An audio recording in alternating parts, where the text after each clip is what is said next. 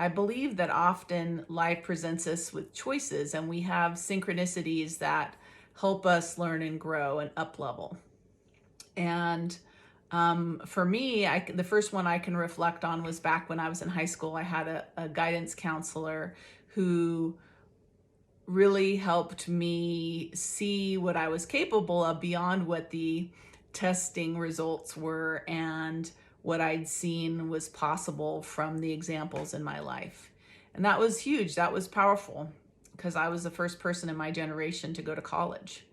And then fast forward a decade, when I was working at a satellite imaging company in my 20s, one of my colleagues, but who had a higher level position, who was a director, and it was my first job out of college, Larry, really gave me a lot of good advice. I consider him my first mentor. He helped me set boundaries with work and ask for what I was worth when it was time to change positions. And they were offering me, they were sort of lowballing me on the offer that they were making, but I knew I was going to have to work a lot of hours for that job. And he also said one thing that has really stuck with me in a second job that we were working at together,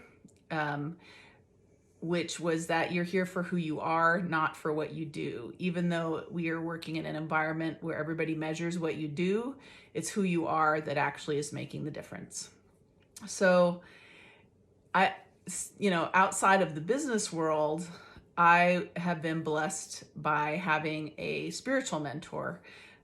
In my late 20s, I had a dream that led me to go meet my mentor, and I was nervous. I wasn't sure what I was getting into.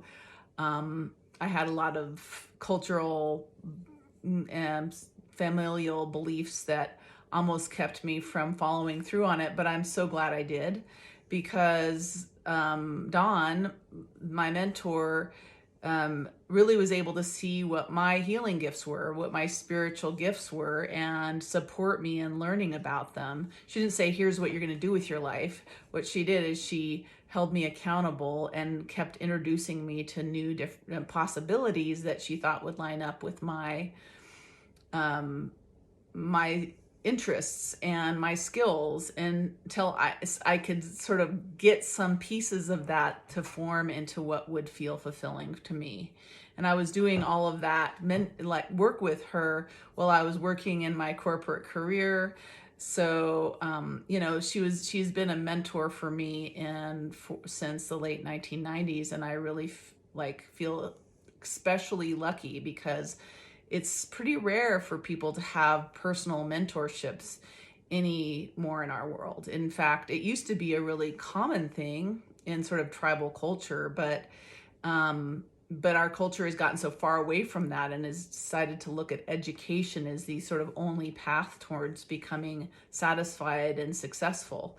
So I just thought I would share that with you and ask you to reflect for yourself on who have your mentors been. Have you had people that have been role models for you, have showed up synchronistically at certain points in your life to help guide you to up level it, to take a next step beyond what you saw was possible?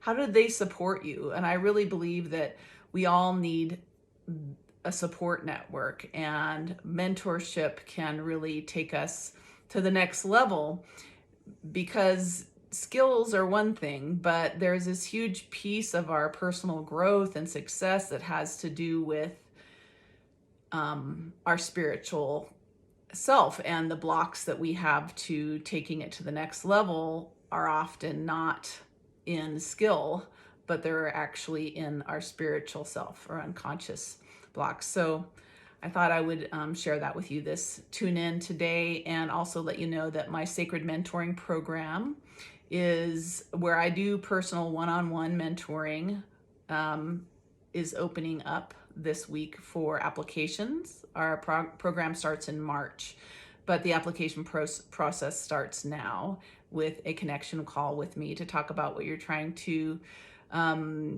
learn and how you'd like to discover your calling at another level. And really the focus of that time together in mentoring is about creating more clarity, more confidence in what you have to offer, and understanding your calling and how you can weave it into whatever your current life is or what you have as a vision for yourself or create while we're working together. So just thought I would share